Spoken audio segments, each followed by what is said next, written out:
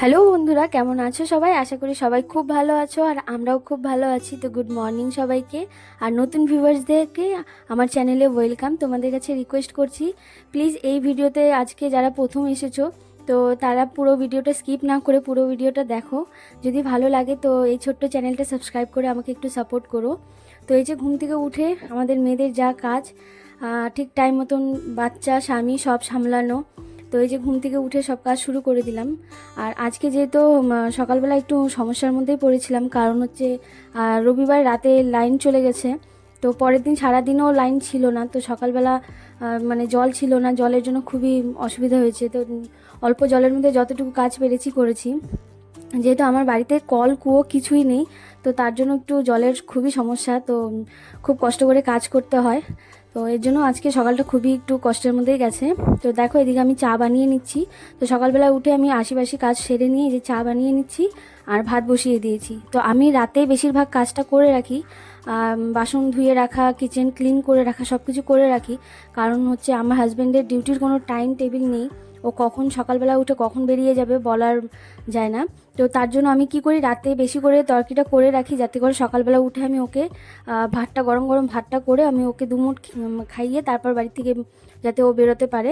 তো সব দিকেই সব কিছু মেনটেন করে চলতে লাগে, যেহেতু বাচ্চা ছোট, তো একা হাতে সব কিছু সামলাতে লাগে। তো এর জন্য হয় না। আর যতদিন বাচ্চা বড় না হয় ততদিন এইভাবে করেই রুটিন চলবে, করার কিচ্ছু নেই। আর তো এই যে দেখো এখানে আমার কিন্তু ভাত হয়ে গেছে, তো তরকারিটা গরম করে নিচ্ছি আর বাবুর জন্য আমার জন্য রুটি বানিয়ে নিচ্ছি। তো সকালবেলা আজকে ওকেও রুটি খাওয়াবো, আমিও রুটি খাবো। আর আমি বেশিরভাগই সকালটা আমি কিছু খাই না। তো আমার হাজব্যান্ড হচ্ছে সকালবেলা খেয়ে যায় আর দুপুরে বাইরেই খায়।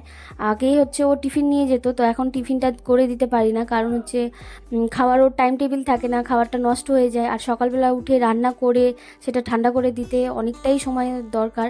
আর সকালবেলা ঘুম থেকে উঠেই বাচ্চার পিছনে এতটাই সময় দিতে লাগে যে কি বলবো, ব্রাশ নিয়ে পিছন পিছন দৌড়াতে লাগে, খাওয়া নিয়ে দৌড়াতে লাগে, মানে অনেকটাই সময় ওর পিছনে যায়। তো যতদিন বড় না হচ্ছে ততদিনই এইভাবে কষ্ট করে চলতেই হবে, করার কিচ্ছু নেই।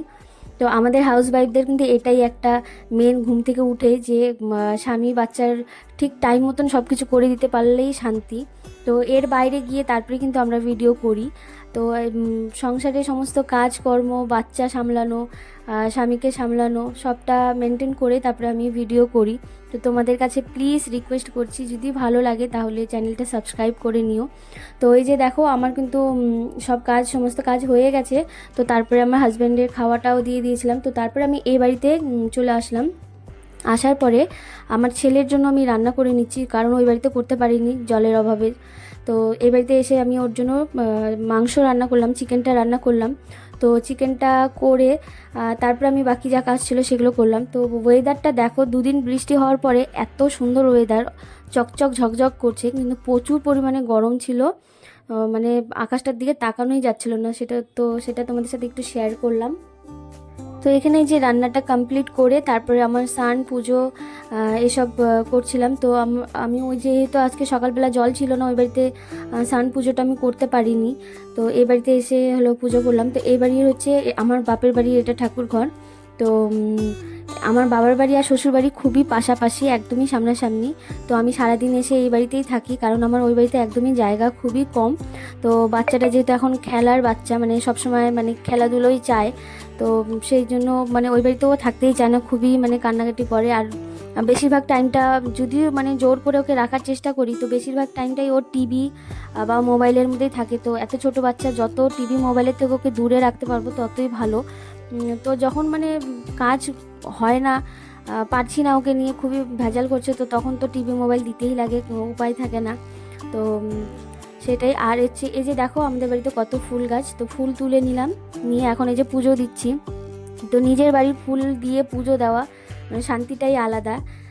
তো আমার বাবার বাড়িতে অনেক ফুলের গাছ আছে, আর আমাদের পাড়াতে সবাই হচ্ছে এই ফুল দিয়ে পুজো দেয়, মানে আমাদের বাড়ির ফুল দিয়ে পুজো দেয়। আর আমার ওই বাড়িতে ফুলের জন্য আমাকে ফুল কিনে নিয়ে পুজো দিতে হয়।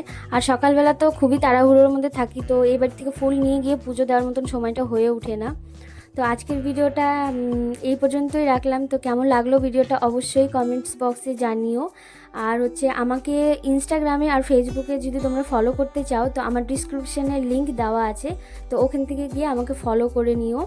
আর তোমাদের একটু ভালোবাসা আমাকে দেখিও, আমার চ্যানেলটাকে একটু গ্রো করার তোমরা একটু হেল্প করো।